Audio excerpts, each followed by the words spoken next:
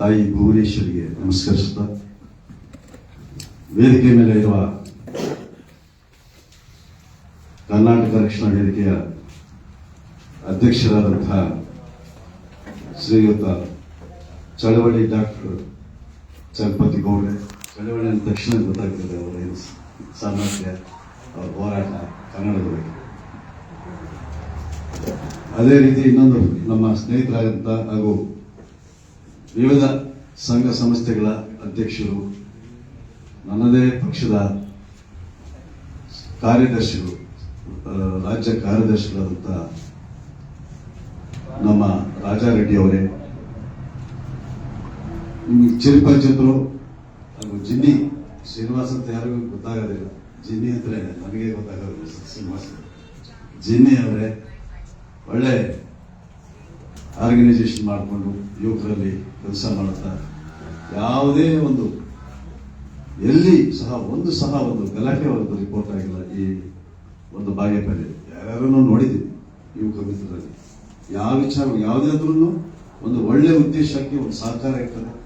ಅವರದೇ ಒಂದು ಕಾರ್ಯತಂತ್ರ ತುಂಬಾ ಸೈಲೆಂಟ್ ಆಗಿ ಕೆಲಸಗಳನ್ನು ನಿರ್ವಹಿಸ್ಕೊತಾ ಬಾಗೇಪಲ್ಲಿಯಲ್ಲಿ ಸಮಾಜ ಸೇವಕರಾದಂಥ ಶ್ರೀನಿವಾಸ್ ಅವರೇ, ನಮ್ಮ ಬೆಂಗಳೂರಿನ ಘಟಕದ ಅಧ್ಯಕ್ಷರಾದಂತಹ ಮಂಜುನಾಥ್ ಅವರೇ, ಗುಡಬಂಡೆಯ ಮಾನವ ಹಕ್ಕುಗಳ ಅಧ್ಯಕ್ಷರಾದಂತಹ ಅಂಬಿಕಾ ಮೇಡಮ್ ಅವರೇ, ಲಾಸ್ಟ್ ಟೈಮ್ ಮೀಟ್ ಮಾಡಿದ್ರು, ನಮ್ಮ ಪಕ್ಷದ ಹಾಗೂ ಸಂಘ ಸಂಸ್ಥೆಗಳ ಮುಖ್ಯಸ್ಥರಾದಂತಹ ಗುಡಬಂಡೆಯ ಗಾಂಧಿ ಅವರೇ, ಮತ್ತೆ ವೇದಿಕೆ ಮೇಲೆ ಇನ್ನ ನಮ್ಮ ಮೋಹನ್ ಅವರೇ, ಸಂಘದ ಅಧ್ಯಕ್ಷ ಮುಖ್ಯಸ್ಥರಾದಂಥ ರಕ್ಷಣಾ ಮುಖ್ಯಸ್ಥರಾದಂಥ ಮೋಹನ್ ಅವರೇ, ಗಂಗಿರೆಡ್ಡಿ ಅವರೇ, ರಕ್ಷಣಾ ವೇದಿಕೆಯ ಅಧ್ಯಕ್ಷರಾದ ಗಂಗಿರೆಡ್ಡಿ ಅವರೇ, ಭಾಸ್ಕರ್ ಅವರೇ, ಮತ್ತು ನಮ್ಮ ಬಾಗೇಪಲ್ಲಿ ಪುರಸಭೆಯ ಮಾಜಿ ಉಪಾಧ್ಯಕ್ಷರಾದಂಥ ಸುಜಾತ ನರಸಿಂಹನಾಯ್ಡು ಅವರೇ, ವಿವಿಧ ಸಂಘ ಸಂಸ್ಥೆಗಳ ಅಂದರೆ ರಕ್ಷಣಾ ವೇದಿಕೆಯ ಘಟಕಗಳ ಅಧ್ಯಕ್ಷರುಗಳು, ಉಪಾಧ್ಯಕ್ಷರು ಮತ್ತು ಮುಖ್ಯವಾಗಿ ನಮ್ಮ ಬಾಬಾಜನ್ರವ್ರ ಬಗ್ಗೆ ಹೇಳಬೇಕಾಗಿಲ್ಲ. ಎಲ್ಲ ವಿಚಾರಗಳನ್ನು ಜಿಲ್ಲೆಯಲ್ಲಿ ಎಲ್ಲ ವಿಚಾರಗಳು ಗೊತ್ತಿರೋದು ಪ್ರತಿಭಾವಂತರು, ಅವರದೇ ಒಂದು ಈ ಒಂದು ಸಂಘದಲ್ಲಿ ತಮ್ಮದೇ ಆದಂಥ ಸಾಮರ್ಥ್ಯ ತೋರಿಸ್ಕೊಂಡು ಬರ್ತಂತ ಬಾಬಾಜನ್ರವರೇ, ರವಿ ಅವರೇ, ನಾನೆಲ್ಲ ಮಿತ್ರರೇ, ಒಬ್ಬೊಬ್ಬರ ಹೆಸರು ಎಲ್ಲ ಪತ್ರಕರ್ತರೇ ಹಾಗೂ ಸಂಘದ ಘಟಕದ ಎಲ್ಲ ಸಂಘ ಸದಸ್ಯರು, ಈ ದಿವಸ ಇಷ್ಟೊತ್ತು ನಾನು ಏನು ಮಾತಾಡೋಕೆ ಇಲ್ಲ, ಎಲ್ಲನೂ ಕವರ್ ಮಾಡ್ತಾರೆ ಬಾಬಾಜನ. ಈ ನಾಡಿನ ಆಗು ಹೋಗು ಯಾವ ರೀತಿ ಉದ್ಭವ ಆಯಿತು, ಮೈಸೂರು ಜಿಲ್ಲೆಯಿಂದ ಹಿಡಿದು ಹರಿದು ಹಂಚಿ ಹೋಗಿದ್ದಂತಹ ಒಂದು ನಾಡು ಒಂದುಗೂಡಿಸಿ ಮೈಸೂರು ಜಿಲ್ಲೆ ಅಂತ ಮಾಡಿದಾಗ 1956ರಿಂದ ಈ ಕನ್ನಡ ಒಂದೊಂದು ರಕ್ಷಣೆ ವಿಚಾರವಾಗಿ ಕೆಲವಾರು ಸಂಘಟನೆಗಳು ಬಂತು. ಆ ಒಂದು ಹಿನ್ನೆಲೆಯಲ್ಲಿ ಇವತ್ತು ನಮ್ಮ ಘಟಕಗಳು ಕೆಲಸ ಮಾಡ್ತವೆ. ನಿಮಗೆ ಗೊತ್ತಿದೆ, ನಮ್ಮ ಚಲಪತಿ ಅವರು ತುಂಬಾ ಒಂದು ಆಸಕ್ತಿ ಉಳ್ಳವರು. ಇಡೀ ರಾಜ್ಯದಲ್ಲಿ ಒಂದು ಸಂಘಟನೆ ಮಾಡಬೇಕಾದ್ರೆ ಕಷ್ಟ ಇದೆ. ಆ ಒಂದು ಸಂಘಟನೆ ಇಡೀ ರಾಜ್ಯದಲ್ಲಿ ಮಾಡಿಕೊಂಡು ಇವತ್ತು ನಮ್ಮ ನಾಡಿನ ಬಗ್ಗೆ, ನಾಡು ನುಡಿ ನೆಲ ಜಲ ಐತಿಹಾಸಿಕ ಪರಂಪರೆ ಹಿನ್ನೆಲೆಯಲ್ಲಿ ಇವತ್ತು ಕೆಲಸ ಮಾಡ್ಕೊಂಡು ಬರ್ತಾ ಇದ್ದಾರೆ ಚಲಪತಿ ಅವರು. ಇನ್ನು ನಮ್ಮ ಬಾಗೇಪಲ್ಲಿಗೆ ತಗೊಂಡಾಗ ನಾವು ಮೊದಲಿನಿಂದಲೂ ಬಾಗೇಪಲ್ಲಿ ಅಂತ ಬರ್ತಾ ಇದ್ದೀವಿ. ಆದ್ರೆ ಇವರು ಹೇಳಿದಾಗೆ ಡಾಕ್ಟರ್ ರಾಜ್ಕುಮಾರ್ ಸುಮಾರು 50 ವರ್ಷಗಳ ಹಿಂದೆ ಬಂದಿದ್ರು, ಉದಯ್ ಕುಮಾರ್, ಇವರೆಲ್ಲ ದೊಡ್ಡ ದೊಡ್ಡ ಕಲಾವಿದರು, ಮತ್ತೆ ನಮ್ಮ ಪುಟ್ಟಣ್ಣ ಇವರು ಬಂದಿದ್ರು, ಪಾಟೀಲ್ ಪುಟ್ಟಪ್ಪ, ಇವರೆಲ್ಲರೂ ಮೊದಲಿಂದ ಕೇಳ್ತಾರೆ ಇದಕ್ಕೆ ಹೆಸರು ಬದಲಾಯಿಸಬೇಕು, ಬಾಗೇಪಲ್ಲಿ ಅಂತಿದೆ, ಇದು ಹಳ್ಳಿಯ ಮನೋಭಾವ, ಅದು ಪಲ್ಲಿ ಅಂದಾಗ ಆಂಧ್ರ ಪ್ರದೇಶಕ್ಕೆ ಸೇರಿದಂತ ಒಂದು ಹಳ್ಳಿ ಅಂತ ಭಾವಿಸ್ತಾರೆ. ಮತ್ತು ನಮ್ಮದೇ ಒಂದು ಕರ್ನಾಟಕದ ಒಂದು ಹೆಸರನ್ನು ತಲುಪಿಸಬೇಕಾದ್ರೆ ನಮ್ಮ ಬದಲಾವಣೆ ಆಗಬೇಕು ಅಂತ ಹೇಳಿ ಅವರು ಹೋರಾಟಗಳ ಜೊತೆಯಲ್ಲಿ ನಮ್ಮ ಜೊತೆಯಲ್ಲಿ ಕಾರ್ಯಕ್ರಮಗಳೆಲ್ಲ ಮಾಡಿದ್ರು. ನಾವು ಇದೇ ಆದಿಗಾನವಿಗೆ ಡಾಕ್ಟರ್ ರಾಜ್ಕುಮಾರ್ ಬಂದಿದ್ರು. ಗೋಶಾಲೆ ಮಾಡಿದಾಗ ಉಡುಪಿಯವರು ಬಂದು ಇಲ್ಲೇ ಒಂದು ಶಾಲೆ ಉದ್ಘಾಟನೆ ಮಾಡಿದ್ರು. ಇಂತಹ ಒಂದು ಹಿನ್ನೆಲೆ ಇದೆ. ಗಡಿನಾಡು ಇರ್ಬೋದು, ಆಂಧ್ರ ಈ ನಂಬರ್ ಆದ ತಕ್ಷಣ ಆಂಧ್ರ 2 ಕಿಲೋಮೀಟರ್ ಇಲ್ಲ, ಬಾಬಾಜಿನವರು 2 ಕಿಲೋಮೀಟರ್ ಇದ್ರು. ಇದು ಕೂಡ ನನ್ನ ಜಮೀನು ಹಿಂದ್ಗಡೆ. ಇದಕ್ಕೆ ಪಕ್ಕದೇ ಫಸ್ಟ್ ನಂಬರ್ ಇದು ಕರ್ನಾಟಕ. ನಾವು ಕೂತಿರೋ ನಂಬರೇ ಕರ್ನಾಟಕ ಭಾಗ ಆರಿಸಿದಕ್ಕೆ ನೀವು ಇದನ್ನ ಸರಿಯಾದ ಸೂಕ್ತ ರೀತಿಯಲ್ಲಿ ಸೂಕ್ತ ಸಮಯದಲ್ಲಿ ನೀವು ನಮ್ಮದು ಅನ್ನ ತೋರ್ಸಕ್ಕೆ ಭಾಗನ ನೀವು ಗುರುತಿಸಿದ್ದೀರಾ. ಒಳ್ಳೆ, ಯಾಕಂದ್ರೆ ಇದು ಜನಸಂಖ್ಯೆ ವಿಚಾರ ಅಲ್ಲ, ಸಂಕಲ್ಪ, ವಜ್ರ ಸಂಕಲ್ಪ ಮಾಡಿದ್ರಲ್ಲ ಅದು ಮುಖ್ಯ. 10 ಜನ ಆಗಲಿ 20 ಜನ ಆಗಲಿ ನಮ್ಮ ಪಾಡು, ನಮ್ಮ ನಾಡು, ನಮ್ಮ ಜಾಗ, ನಮ್ಮ ನೆಲ ತೋರಿಸಿ. ನಾವು ಚರಿತ್ರೆ ನಿಮ್ಗೆಲ್ಲ ಗೊತ್ತಿದೆ. ಇಲ್ಲಿಂದ ಆಚೆ ಕಡೆ 50 ಗಜ ಆಚೆ ಕಡೆ ನಮ್ಮ ಪರಿಟಾಲ ರವಿಯವರು ಪರಗೋಡ್ ಡ್ಯಾಮ್ ಆದಾಗ ಸುಮಾರು 15-20 ಸಾವಿರ ಜನರೊಂದಿಗೆ ಆಂಧ್ರ ಸರ್ಕಾರದಿಂದ ಅವತ್ತು ಬಂದರು. ಪರಗೋಡು ಡ್ಯಾಮ್, ಚಿತ್ರಾವತಿ ಡ್ಯಾಮ್ ಆಗಬಾರ್ದಂತ ಒಂದು 20,000 ಜನ ಬಂದರು. ಆಗ ನಮ್ಮ ಜನ ಏನು ಹೆದರಿಕೆ ಮಾಡಲಿಲ್ಲ. ಬಾಗೇಪಲ್ಲಿ ಜನ ಎಲ್ಲಾ ಸಂಘ ಸಂಸ್ಥೆ ರಾಜ್ಯದಲ್ಲಿ, ಕರ್ನಾಟಕ, ನಮ್ಮ ಇವರು ಸಾಹಿತ್ಯ ಪರಿಷತ್ತಿಂದ ಇಟ್ಕೊಂಡು KSRTC ಇಟ್ಕೊಂಡು ಸಂಪಂಗಿ ಅವರಿದ್ರು ನಾಯಕತ್ವ ಅವಾಗ MLA. ಆ ಒಂದು ಪೀರಿಯಡ್ನಲ್ಲಿ ಪಕ್ಷಾತೀತವಾಗಿ ಶ್ರೀರಾಮ್ ರೆಡ್ಡಿ ಹಾಗೂ ಎಲ್ಲರೂ ಸೇರಿ ತಡೆಕೊಟ್ಟಿ ಅವ್ರನ್ನ ಅರೆಸ್ಟ್ ಮಾಡಿಸಿ ಜೈಲಿಗೆ ಕಳಿಸಿದ್ರು. ಅದು ಚರಿತ್ರೆ. ರವಿ ಅವ್ರ ಬಗ್ಗೆ ನಾನು ಹೇಳಿಲ್ಲ. ಅವರು ಅವ್ರನ್ನ ನೀರು ಅಂತ ಭಾವಿಸಿ ಬಂದಿರ್ಬೋದು. ಆದರೆ ಪರಿಟಾಲ್ ರವಿ ಅದುವರೆಗೆ ಅರೆಸ್ಟ್ ಆಗಿದ್ದೇ ಇಲ್ಲ. ಫಸ್ಟ್ ಅರೆಸ್ಟ್ ಆಗಿ ಜೈಲಿಗೆ ಕಳಿಸಿದ್ರೆ ಕರ್ನಾಟಕ ರಾಜ್ಯದ ಈ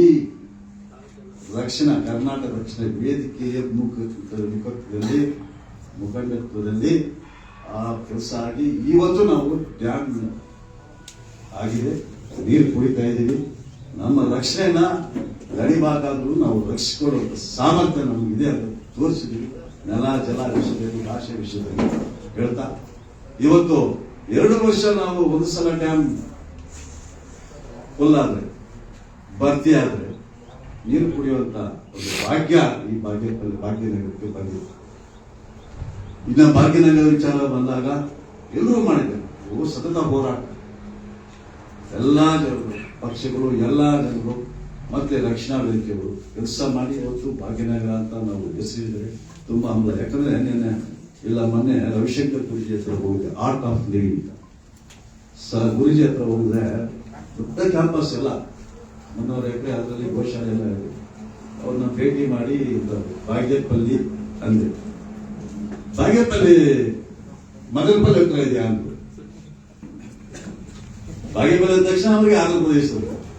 ಬಾಗೇಪಲ್ಲಿ ಮದನಪಲ್ಲಿ ಹತ್ರ ಇಲ್ಲ ಸರ್, ಚಿಕ್ಕಬಳ್ಳಾಪುರ ಜಿಲ್ಲೆ ಭಾಗ, ಗಡಿಭಾಗ, ಅದು ಭಾಗ್ಯನಗರ ಆಗಿದೆ. ಆ ರೀತಿಯಲ್ಲಿ ನಮ್ಮದು ನೇಮ್ನೆಲ್ಲ ಏನಾಗ್ತದಂದ್ರೆ ನಾವು ಆಂಧ್ರಕ್ಕೆ ಹೋಗ್ತೀವಿ. ಜೊತೆಗೆ ನಮ್ಮ ಭಾಷೆ ಹೆಚ್ಚಿಗೆ ನಾವು ತೆಲುಗು ಮಾತಾಡ್ತೀವಿ. ಯಾಕಂದ್ರೆ ಸಂಪರ್ಕ ಮಾರ್ಗದಲ್ಲಿ ಇರುವಾಗ ಹೆಚ್ಚು ಜನ ಸಂಪರ್ಕ ಕನ್ನಡ ಬರ್ತದೆ, ತೆಲುಗು ಬರೆಯಕ್ಕೆ ಬರಲ್ಲ, ಆದ್ರೆ ಮಾತಾಡುವಾಗ ಎಲ್ಲರೂ ಮಾತಾಡುವಂತ ಇದೆ. ಇವತ್ತು ಪ್ರತಿಯೊಂದು ಶಾಲೆಯಲ್ಲಿ ನಮ್ಮ ಎಲ್ಲಿ ಕರ್ನಾಟಕ, ನಮ್ಮ ಬಾಗೇಪಲ್ಲಿ ತಾಲೂಕಿನಲ್ಲಿ ಎಲ್ಲೂ ಒಂದು ತೆಲುಗು ಶಾಲೆ ಇಲ್ಲ. ಎಲ್ಲ ಕನ್ನಡದಲ್ಲೇ ವ್ಯವಸ್ಥೆ, ಎಲ್ಲರಿಗೂ ಕನ್ನಡ ಇವತ್ತು ಬರ್ತಾ ಇದೆ. ಇನ್ನ ಹೆಚ್ಚಿಗೆ ಈ ಮುಖಾಂತರ ಭಾಷೆ ಒಂದು ಕಡೆ ಅಂದ್ರೆ ನಮ್ಮ ಬೇರೆ ರಕ್ಷಣೆ ಮಾಡಿಕೊಳ್ಳುವಂತ ಜವಾಬ್ದಾರಿ ನಮಗೆ. ಇವತ್ತು ಬಾಬಾಜಿನವರು ಹೇಳಿದ್ದಾರೆ ವಿಚಾರಗಳು, ಆ ವಿಚಾರಗಳು ಒಂದೊಂದು ಸತ್ಯನೇ, ಒಂದೊಂದು ಏನು ಇದಿಲ್ಲ, ಎಕ್ಸಾಲೇಷನ್ ಅಂತಾರೆ, ಏನೋ ತೋರಿಸುವಂತಹ ದೊಡ್ಡದಾಗಿ ತೋರಿಸುವಂತಹ ವಿಚಾರಗಳಲ್ಲ, ಮಾಡಿರೋ ವಿಚಾರಗಳು. ಇನ್ನ ಮಾಡೋವು ಇದೆ. ಅವರು ಸಾಮರ್ಥ್ಯದಲ್ಲಿ ಒಂದು ಸಂಘಟನೆ ಮಾಡ್ಕೊಂಡು ಇವತ್ತು ಕೆಲಸ ಸಮರ್ಪಕವಾಗಿ ಮಾಡ್ತಾರೆ. ಅವ್ರ ಭಾಷೆ ನಾನು ಮಾತಾಡ್ತೀನಿಲ್ಲ ಕನ್ನಡ, ನನಗೆ ಅಷ್ಟು ಕನ್ನಡ ಸ್ಪಷ್ಟವಾಗಿ ಬರ್ತಾ ಇಲ್ಲ. ಆದ್ರೆ ಅಷ್ಟು ಸ್ಪಷ್ಟವಾಗಿ ಒಂದು ಸಮುದಾಯದ, ಮುಸ್ಲಿಂ ಸಮುದಾಯದ ಬಿಟ್ಟು ಭಾಷೆನಲ್ಲಿ ಅವರು ಉನ್ನತ ಸ್ಥಾನದಲ್ಲಿದ್ದಾರೆ. ಅಂತ ಸಂಘಟನೆಯನ್ನು ಇವತ್ತು ತಗೊಂಡು ಹೋಗ್ತಾ ಇದ್ದಾರೆ ನಮ್ಮ ಚಲಪತಿ ಮುಖಾಂತರ. ಇವ್ರು ಮಾಡಿರೋ ವಿಚಾರ ಈಗಾಗಲೇ ಹೇಳಿದ್ದಾರೆ, ನಾನು ಹೊಸದಾಗಿ ಹೇಳ್ಬೇಕಾಗಿಲ್ಲ. ಕೇವಲ ಭಾಷೆಗೆ ಸೀಮಿತ ಮಾಡಲಿಲ್ಲ. ಊರಿನಲ್ಲಿ ಕುಂಠಿತವಾಗಿರುವಂತಹ ವಿಚಾರಗಳು, ಅಭಿವೃದ್ಧಿ ಆಗದಂತಹ ವಿಚಾರಗಳಲ್ಲಿ ಅಥವಾ ಪುರಸಭೆ ಅಥವಾ ಸರ್ಕಾರವು ತಾಸ್ಕಾರ ಮನಸ್ಸಿನಿಂದ ತಾಸ್ಕಾರದಿಂದ ಕೆಲಸ ನಿರ್ವಹಿಸುತ್ತಿಲ್ಲ ಅಂತ ಆದಾಗ ಕೆಲವಾರು ವಿಚಾರಗಳನ್ನ ಕಣ್ಣು ತರಿಸಿ ನೀವು ಈ ರೀತಿ ಮಾಡ್ತಾ ತಪ್ಪು ಅಂತ ಸಂಘಟನೆ ಮುಖಾಂತರ ಅವರು ಆ ಪುರಸಭೆ ಆಗಲಿ, ಸರ್ಕಾರ ಆಗಲಿ, ಶಾಲೆಗಳಾಗಲಿ ಯಾವ್ಯಾವುದು ಸರಿಯಾಗಿಲ್ಲ, ಸಮರ್ಪವಾಗಿಲ್ಲ, ಮಾಡ್ತಾ ಇರೋದು ಇಲ್ಲ ಅಂತ ವಿಚಾರ ತಿಳಿಸ್ಕೊಟ್ಟು ಅವರಿಗೆ ಅಲ್ಲೇ ಅವರು ಸ್ಟ್ರೈಕ್ ಮುಖಾನ ಅವರು ಎಚ್ಚೆತ್ತು ಮಾಡಿಸಿ, ಪತ್ರಿಕೆ ಮುಖಾನ ಎಚ್ಚೆತ್ತುಪಡಿಸಿ ಇವತ್ತು ಕಾರ್ಯಕ್ರಮಗಳು ಸಮರ್ಪಕವಾಗಿ ನಮ್ಮ ಈ ಸಂಘಟನೆ ಮುಖಾಂತರ ಮಾಡ್ತಾರೆ ಅಂತ ತಿಳಿಸಲಾಗಬೇಕು. ನೀವು ವಿಚಾರಗಳು ಮೊದಲಿಗೆ ಸಂಘದ ಎಲ್ಲ ವಿಚಾರ ಏನಪ್ಪ 30 ಜನ 20 ಜನ ಇದೇ ಅಲ್ಲ. ನಾನು ಹೇಳಿದೆ ಮೊದಲೇ, ವಜ್ರ ಸಂಕಲ್ಪ, ಒನ್ ಮ್ಯಾನ್ ಈಸ್ ಒಬ್ಬರೇ ಆ ಸಂಘಟನೆ ಇದೆ. ಈ ಸಂಘಟನೆಯಿಂದ ಅಭಿವೃದ್ಧಿ ಮಾಡೋಣ. ನಾವು ಅಭಿವೃದ್ಧಿ ವಿಚಾರ ನಮ್ಮ ರಾಜಕೀಯ ಬೇಕಾಗಿಲ್ಲ. ರಾಜಕೀಯ ವಿಚಾರಗಳಲ್ಲಿ ಬಂದಾಗ ರಾಜಕೀಯ ಆ ಒಂದು ಸಮಯದಲ್ಲಿ ಎಲ್ಲ ಪಕ್ಷಗಳು ಅಂತ ಹೇಳ್ತಾ ಇವತ್ತು ನಾವು ಗಿಡ ನೆಟ್ಟೋ ಪ್ರೋಗ್ರಾಮ್ ಡಿವೈಡರ್ ನಲ್ಲಿ 4 ಕಿಲೋಮೀಟರ್ ನಾವು ಆ ಗಡಿಗಳನ್ನ ನೆಟ್ಟಿದ್ವಿ. ಇವತ್ತು ಗಡಿಗಳು ಇದೆ. ಬೇರೆ ಬೇರೆ ಕಡೆ ನಾವು ಕೈಲಾದಷ್ಟು ಏನೋ ಒಂದು ಕೆಲಸ ಮಾಡಬೇಕು ಸಮಾಜದಲ್ಲಿ ಅಂತ ಕೆಲಸಗಳು ಮಾಡ್ಕೊಂಡು ನಿರ್ವಹಿಸ್ತಾ ಹೋಗ್ತಾ ಇದ್ವಿ. ಇವತ್ತು ನಮ್ಮ ರಾಜಾರೆಡ್ಡಿ ಅವರು ಇದ್ದಾರೆ. ರಾಜಾರೆಡ್ಡಿ ಅವರು ಕೂಡ ಅಷ್ಟೇ.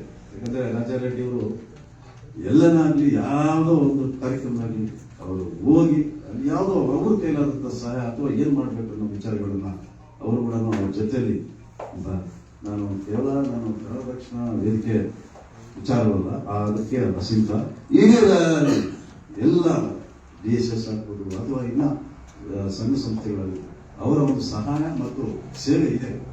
ಅವು ಯಾಕಂದ್ರೆ ಇವರು ರಾಜಾರೆಡ್ಡಿ ಅವರು ಅಂದ್ರೆ ಏನು ಹುಡುಗ ಅಥವಾ ದೊಡ್ಡ ಹಣವಂತರಲ್ಲ ಅಥವಾ ರಾಜಕೀಯ ಶಕ್ತಿ ಇಲ್ಲ ಅಂತಲ್ಲ. ಅವ್ರು ಮಾಡಿರೋ ಕೆಲಸನ ನಾವು ನೆನೆಸ್ಕೊತೇವೆ. ಯಾವೇ ಆಗಲಿ, ನೀವು ಪತ್ರಕರ್ತೆ ಆಗಲಿ, ನೀವು ಮಾಡಿರೋ ಕೆಲಸ ನೀವು ಕಣ್ತರಿಸೋ ಕೆಲಸ ಅದು ಎಷ್ಟು ಉಪಯೋಗ ಆಗ್ತದೆ ಎಲ್ಲ ಸಾರ್ವಜನಿಕರಿಗೂ ಎಲ್ಲ ವಿಚಾರಗಳಲ್ಲಿ, ವಿದ್ಯಾರ್ಥಿಗಳಾಗ್ಬೋದು, ಇಂಥ ಕಡೆ ಇಂಥ ಇದೆ ಎದ್ದು ತೋರಿಸುವಂತ ಶಕ್ತಿ ನೀವು ನಿಮ್ಮಲ್ಲಿದೆ ಪತ್ರಕರ್ತರು. ಇವತ್ತು ನಾನು ಒಂದೇ ಒಂದು ಮಾತಾಡಿ ಮುಗಿಸಿದ್ದೇನೆ ಜಾಸ್ತಿ, ಯಾಕಂದ್ರೆ ನಾನು ಇನ್ನೊಂದು ಕಾರ್ಯಕ್ರಮ ಇದೆ, ನಾನು ಹೋಗ್ಬೇಕಾಗಿಲ್ಲ. ದಯವಿಟ್ಟು ಏನು ತಪ್ಪು ಇಲ್ಲ. ಇವತ್ತು ಇನ್ನೊಂದು ಕಾರ್ಯಕ್ರಮ, ಇದು ಗಡಿನಾಡು. ನಾನು ಒಂದು ನಮ್ಮ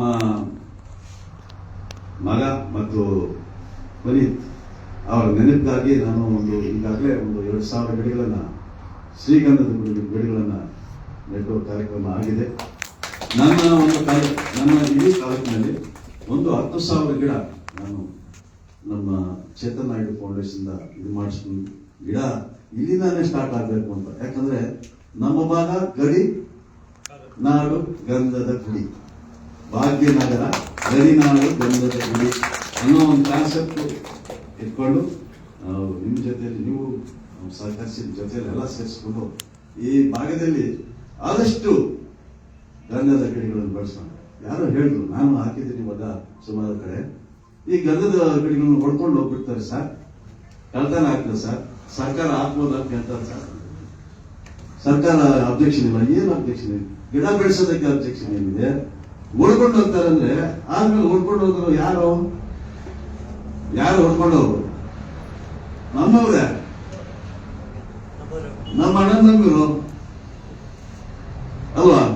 ಹೊಡ್ಕೊಂಡು ಹೋದ್ರೆ ಅವ್ರಿಗೆ ಒಂದು ಸಿಗ್ತದೆ, ಒಂದು ಗಿಡ ಸಿಗ್ತದೆ, 1 ಲಕ್ಷ ಸಿಗ್ಬೋದು, 2 ಲಕ್ಷ, ಅದು ಇದ್ರ ಮೇಲೆ ಡಿಪೆಂಡ್ ಆಗ್ತದೆ. ನಾನು ಹೇಳಿದೆ, ನಮ್ಮ ಸಂಪತ್ತು ರಾಷ್ಟ್ರೀಯ ಸಂಪತ್ತು, ನಾವು ಬೆಳೆಸಿದ್ದು ನಮ್ಮಲ್ಲೇ ಇರ್ತದೆ. ನಮ್ಮ ಏನ್ ಮಾಡಕ್ಕಾಗಲ್ಲ, ಆದಷ್ಟು ಪ್ರೊಟೆಕ್ಷನ್ ಮಾಡೋಣ. ಆಗದೆ ಇದ್ರಾಗ ರಾಷ್ಟ್ರೀಯ ಸಂಪತ್ತು, ದೇಶಕ್ಕೆ ಸಂಪತ್ತು ಅದು ಬೆಳೆಸ್ತಾರೆ. ಇವಾಗ ರೀಸೆಂಟ್ ಆಗಿ ನಾನು ನೋಡಿದೆ, ಈ ನಡುವೆ ಇದರಲ್ಲೇ ಕ್ಯಾಬಿನೆಟ್ ನಲ್ಲೇ ನಮ್ಮ ಕೇಂದ್ರ ಸರ್ಕಾರ ಮೊನ್ನೆ ತೀರ್ಮಾನ ತಗೊಂಡಿದೆ. ಇದನ್ನ ಬೆಳೆಸಕ್ಕೆ, ಗಂಧದ ಗಿಡಗಳನ್ನ ಬೆಳೆಸಕ್ಕೆ ಎಲ್ಲಾ ಕಡೆ ಪ್ರೋತ್ಸಾಹ ಮಾಡೋಣ ಅಂತ ಸರ್ಕಾರನೇ ಅಷ್ಟು ಮಟ್ಟಿಗೆ ಹೋಗಿದೆ. ಯಾಕಂದ್ರೆ ನಮ್ಮ ರಾಷ್ಟ್ರೀಯ ಸಂಪತ್ತು ಆಗ್ತದೆ. ಜೊತೆಗೆ ಯಾವ ನಾವು ಎಲ್ಲಿ ನಡ್ತೀವೋ ಅಥವಾ ಸ್ಕೂಲ್ನಲ್ಲೋ ಅಥವಾ ಇನ್ನೊಂದು ಅದು ಕೂಡ ಒಂದು 20 ವರ್ಷಕ್ಕೆ ಅದಕ್ಕೆ ಸ್ಕೂಲ್ಗೆ ಆಗ್ತದೆ. ಈ ರೀತಿಯಲ್ಲಿ ಯೋಚನೆ ನಂದು, ಅದು ಪರಿಕಲ್ಪನೆ, ಅದು ಎಷ್ಟು ಸರಿಯೋ ತಪ್ಪು ಅದು ಗೊತ್ತಿಲ್ಲ. ಬಟ್ ನಾನಂತೂ 10,000 ಗಿಡಗಳನ್ನ ನಾವು ಈ ಭಾಗದಲ್ಲಿ ಯಾಕಂದ್ರೆ ಹೆಸರು ಬರಬೇಕು, ಗಡಿನಾಡು ಗಂಧದ ಗುಡಿ ಭಾಗ್ಯನಗರ. ಓಕೆ, ಈ ರೀತಿಯಲ್ಲಿ ನಾವು ಅಭಿವೃದ್ಧಿ ಎಲ್ಲ ವಿಚಾರಗಳಲ್ಲಿ ಮಾಡ್ಕೊಂಡು ಹೋಗೋಣ. ಇವತ್ತು ನೀವೆಲ್ಲರೂ ಸೇರಿ ಈ ಒಂದು ಕಾರ್ಯಕ್ರಮಕ್ಕೆ ಅದ್ಭುತವಾಗಿ ಮಾಡಿದ್ದೀರ, ತುಂಬ ಸಂತೋಷ ಆಯಿತು. ಯಾವತ್ತು ನಮ್ಮ ಭಾಷೆಯ ಜೊತೆಗೆ ನಮ್ಮ ಪ್ರಾದೇಶಿಕ ಸಮಸ್ಯೆಗಳನ್ನು ನಿರ್ವಹಿಸುವಲ್ಲಿ ಯಶಸ್ವಿ ಆಗ್ತದೆ ಈ ಕನ್ನಡ ರಕ್ಷಣಾ ವೇದಿಕೆಯ ಬಾಬಾ ಜನರು ಬಳಗ ಮತ್ತು ಎಲ್ಲ ಇದ್ದಾರೆ, ಎಲ್ಲರೂ ಸೇರಿ ಇವತ್ತು ಆ ಕೆಲಸ ನಾವು ಮಾಡೋಣ, ಊರು ಕಟ್ಟೋಣ. ನನಗೆ ಒಂದೇ ಒಂದು ಆಸೆ ಇದೆ, ಎಲ್ಲರೂ ಸೇರಿಸ್ಕೊಂಡು ಒಂದು ಸಂಘಟನೆ ಅಂದ್ರೆ ಇದಕ್ಕೆ ಏನು ಪಕ್ಷಾತೀತವಾಗಿದೆ, ಎಲ್ಲರನ್ನು ಸೇರಿಸ್ಕೊಂಡು ಊರ ಅಭಿವೃದ್ಧಿ ವಿಚಾರದಲ್ಲಿ ಸಣ್ಣ ಸಣ್ಣ ಕಾರ್ಯಕ್ರಮ, ಎಲ್ಲ ಪುರಸಭೆ ಅವರು ಇವರು ರೋಡು ರಸ್ತೆ ಗುಡಿ ಹೊಂದಿದೆ. ಓಕೆ, ಅಲ್ಲೇ ಮೋಲ್ಡಿಂಗ್ ಆಗ್ತಾ ಇರ್ತಾರೆ, ಅವ್ರ ಮನೆಯಿಂದ ಲಾರಿಗಳು ಹೋಗಿ ಗುಡಿ ಆಗಿರ್ತದೆ, ಅಲ್ಲಿ ಮೋಲ್ಡಿಂಗ್ ನಲ್ಲಿ ಲಾಸ್ಟ್ ನಲ್ಲಿ ಆಗ್ತಾಗ ವೇಸ್ಟ್ ಸಿಗ್ತದಲ್ಲ, ಅದಾದ್ರೆ ಆ ರೋಡ್ ಎಲ್ಲ ಆಗ್ತದೆ. ಇಂಥ ಒಂದು ಪರಿಕಲ್ಪನೆ ಇದೆ ನನಗೆ. ರಸ್ತೆಗಳನ್ನು ಮುಂಚೆ ನಾಳೆ ಕಾರ್ಯಕ್ರಮ ಮಾಡೋಣ. ಇನ್ನು ಪುರಸಭೆಗೆ ಅಥವಾ ಸರ್ಕಾರಕ್ಕೆ ಹೋದ್ರೆ ಒಂದು ಎಸ್ಟಿಮೇಟ್ ಆಗ್ಬೇಕಾದ್ರೆ ಅಲ್ಲಿ 2 ಲಕ್ಷ 3 ಲಕ್ಷ ಪ್ಯಾಚ್ ಇರ್ತಾರೆ. ಇದು ಆಗೋದಲ್ಲ ಕೆಲಸ. ಭಾವಜನ ಚರ್ಚೆ ನಿಮ್ಗೆ ಯಾಕೆ ಹೇಳ್ದಂದ್ರೆ ನಾವೆಲ್ಲ ಸೇರಿ ನಮ್ಮ ಭಾಗ್ಯನಗರ ಅಭಿವೃದ್ಧಿಗೊಳಿಸೋಣ ಅಂತ ಹೇಳ್ತಾ ಎಲ್ಲರಿಗೂ ನಮಸ್ಕಾರ ಹೇಳಿ, ಇನ್ನ ಈ ಸಂಘಟನೆ ಕನ್ನಡ ರಕ್ಷಣಾ ವೇದಿಕೆ